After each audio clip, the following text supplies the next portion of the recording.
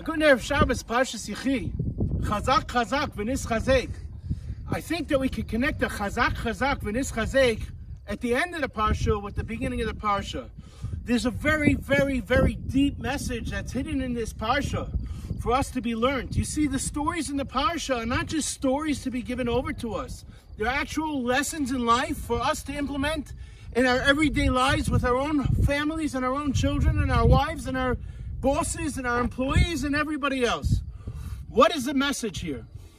Yaakov Avinu calls Yosef and he instructs him that he does not want to be buried in Mitzrayim. He wants to be buried in Maras HaMachpelah.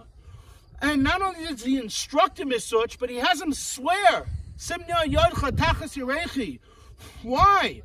Why does Yaakov Avinu not just trust in the fact that his dear son Yosef, who was his prized son, will trust him, and he will trust the father will trust the son, and not only that, keep it over aim. That would have been a sufficient grounds for Yaakov to ensure himself that Yosef was going to follow his instructions. So it's brought down various things. Number one, Yosef was made to swear, and the reason that Yosef was made to swear was so that when Paro would potentially say that he cannot go and leave Mitzrayim, he'll say, well, you made me swear as well that you didn't know the Lashon HaKodesh. And as such, the Paro, Melech Mitzrayim, would let Yosef go. But I think there's a much, much, much deeper lesson. Also, why didn't Yaakov want to be buried in Mitzrayim? The answer is simple: because of the kingdom that would come, because he believed that if somebody is buried in Chutz La'aretz, they won't be part of Tchias HaMesim, and he didn't want that he should be turned into an avodah zarah by the Mitzrayim. But listen to this amazing message. You see, the reason that Yaakov Avinu has Yosef swear to bury him in Maras HaMachpelah in Hebron is because Yaakov did not want Yosef, his own son, to learn from what he did. You see, Yaakov buried Yosef's mother, Rachel Imenu, al haderech, b'derech Efrasa in Beit Lechem. And he didn't bury her in Maras HaMachpelah with the other avos and the other imos. So Yaakov teaches us a lesson in chinuch, a tremendous lesson. He teaches us that children will do as you do and not as you say. So if you don't practice what you preach, your children will learn from your bad example and they will not listen to you. They will do what you do. They will not do what you say. Therefore, Yaakov explains and apologizes to Yosef.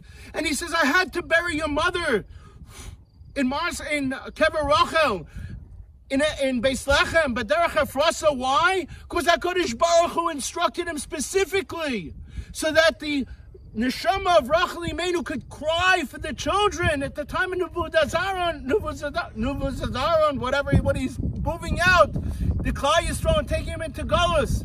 And that's why Rachel Imenu had to be there. So Yaakov says to Yosef, you have to swear to me. You know why? Because logic dictates that you're not going to do what I'm telling you to do. Why? Because I had to do it myself.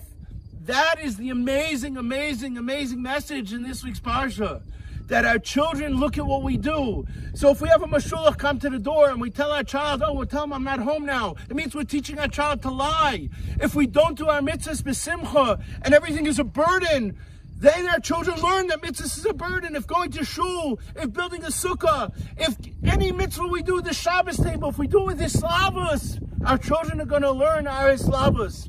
Let's take away the tremendous message of Yaakov Avinu, the father of the Shiftei Kla, Yisrael, the father of Yisrael. His message to us, his children, is, if you want your children to follow in your footsteps, you better make sure that you act as you want them to act, because they will do what you do and not do what you say. And that's why Yaakov explains to Rachel Imenu, Yaakov explains to Yosef why he buried Rachel Imenu at Kever Rachel, and that's why Yosef is made to swear. May it be the will of the Rabbanu Shalom that each and every one of us have the gewaltige schus to raise our children, our Pi Yisrael Saba, and to see tremendous nachas ruach from our children and our families, our Pitaras HaKodesh, because we do what we want our children to do instead of saying what we want them to do.